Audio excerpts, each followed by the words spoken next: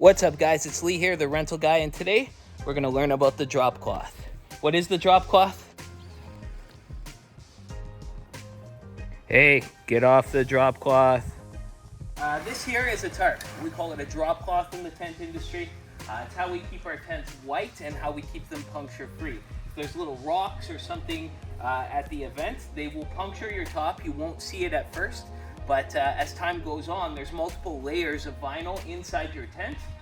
Once it's punctured, and then dirt and it starts to mold in between the layers after a few years, and you really can't get that out without putting a patch over it. So what we use is we use tarps.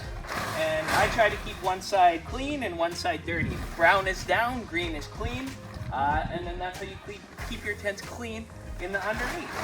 So, you know, when we're in a hurry, sometimes we don't do it, but that's not how you should do it. You want to use heavier gauge than this if it's windy, because then they'll just blow away on you and it's going to be annoying. So, that's what we do with the tents.